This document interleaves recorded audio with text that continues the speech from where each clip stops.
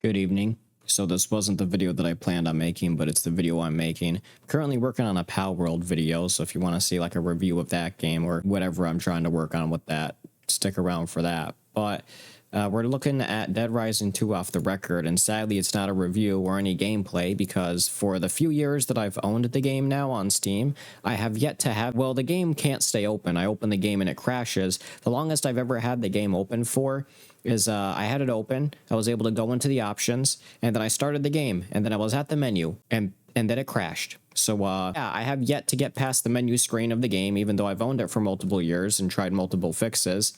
And apparently this is a common thing. If the game has a problem on laptops, at least, where it will use integrated graphics instead of the graphics card to begin with. Yeah, but on top of that, apparently I just found out another thing about Dead Rising 2 off the record. And the reason why I got off the record and not the original Dead Rising 2 was because everybody was saying that off the record is the better version of 2. You just get more content with the game. I wish I didn't get off the record for PC because off the record apparently is the worst Dead Rising game you can own on PC. So yeah, of course I had to buy the worst, running Dead Rising 2 game.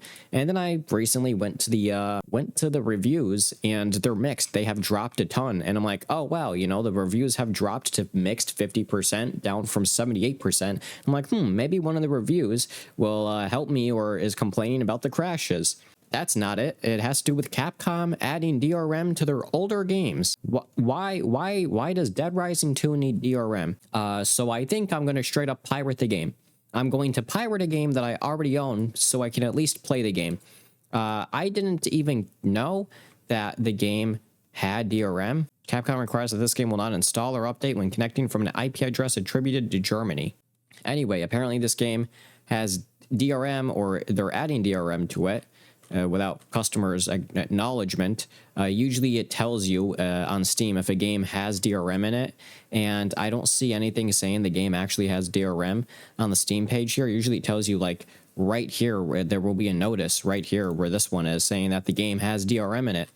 And from what I can tell, it doesn't, unless it is, and I'm just not seeing it somewhere, or maybe I'm glancing over it. It's not even the DRM that is my problem. It's the fact that I can't even play the game. Well, won't run, and has poor performance, apparently. And apparently, from the reviews down here, the DRM is actually ruining the performance, as this person says. Capcom adding DRM to their games to make them unmoddable, and ruining performance is unacceptable. I also saw another one, another review that said the DRM literally hurts their FPS and performance of the game, which, oh my god, they're really charging $20 for Dead Rising 2 and $20 for the first Dead Rising game. And on top of all of that, we still have a problem. Now, I was going to script this part and just add it in toward the end, but I want to show you this because at this point, I'm just going to show you how to actually fix the fucking game to get it to work. So I was going to pirate this game, like I said in that beginning of the last one. And to be honest, I stopped the pirating. Not because I owned the game, but because the peer-to-peer was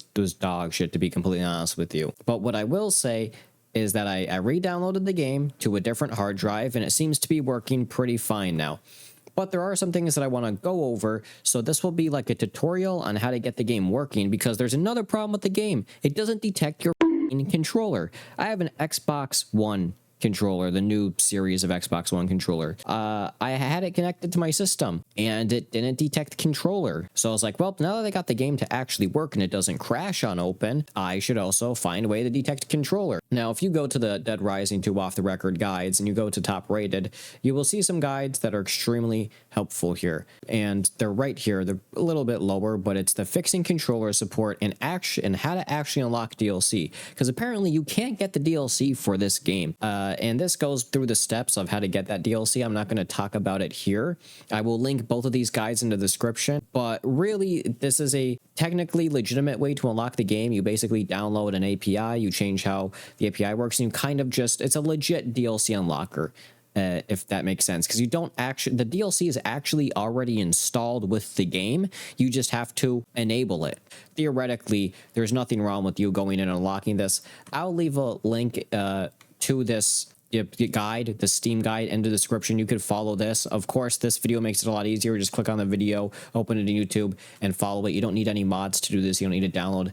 I mean, there is one other thing you need to download, this Cream API thing, but it's pretty short. You just change some API stuff, and this is fairly simple to get through. Now, what isn't as simple to get through, don't know if there's a YouTube video posted for this, and there isn't, but I guess I will be the YouTube video talking about how to connect your controller to Dead Rising 2. Emutopia, which is basically a controller emulator.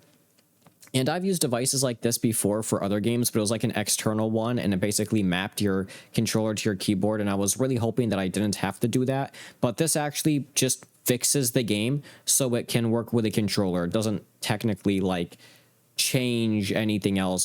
Like if you're at, you know, the Windows homepage or whatever, and your controller's connected, it's not going to mess anything up. So what you need to do here is you need to go over to this link right here. And of course, the link to this article will also be in the description. You go to this site, and what you do, show that, scroll down here, and you click this one specifically, the X360 CE 2.2 0.163. But yeah, you have to download this version, and specifically this version, because even in this guide, the person says that for whatever, you know, other versions seem to not work as well for whatever reason, and extract its contents to Dead Rising 2. So what you will do is you will download this, and you'll get this download here. So I have this folder. All right. Now what you want to do is you want to take this, and you want to extract this to a new folder. So I actually have this folder on my other monitor. So you want to take this .exe, and you want to put it in a new folder. I called this one control. So you download the exe, and it will look like this. The rest of these, ignore them for right now, but you download this right here. All right, and then you double click that, and it will open this. You will click yes to all of the prompts. A bunch of prompts will show up. You just click yes until you get to this page. Now what you want to do here on this page is your controller will be connected and all of that. And if you follow the guide, it will tell you. So right here, what you want to do is you want to open it up. Obviously, a PS4 controller is going to work differently. And the guide does talk about how to use a PS4 controller and set it up with that. But right now I'm using an Xbox controller. So that's what I'm going to, you know, that's the guide I'm going to tell you how to do. PS4 is slightly different, though, toward the end. Anyway, with the Xbox controller here, once your controller is connected, you open the X3, whatever, the EXE, like we have open here, and then you click yes on every prompt that you see that comes up until you see the Xbox 360 controller graphic. At the bottom, click on presets down here. You'll choose controller, receiver for Windows, and then you press the load button. Okay, so that will load up. Just like this, it will load up. It'll look like this. After that, you want to go to you want to go to advanced. And then for device type, you want to click gamepad. I'm just following it because I didn't even memorize this. I'm only just following this just to make it simpler for you. You know, some people, a video helps more. All right, go to gamepad, look down here. And then after that, you want to go to options and check right here. So these boxes won't be check marked. X input 1_2. You want to check mark this box right here. X input 1_1. You want to check mark that. And X input 9_1_0. And you want to check mark that. After you do that, you want to set the hook mode here. It will be set to normal. You want to change it to compatibility. And if you accidentally click all, it will, or I think there's a way, if you accidentally click something, internet will be unchecked. You just want to, you know, recheck that, but you want to set to compatibility. And then that's basically it. So what I did after going back here to the general tab is I realized that your D-pad isn't actually marked to anything, the D-pad.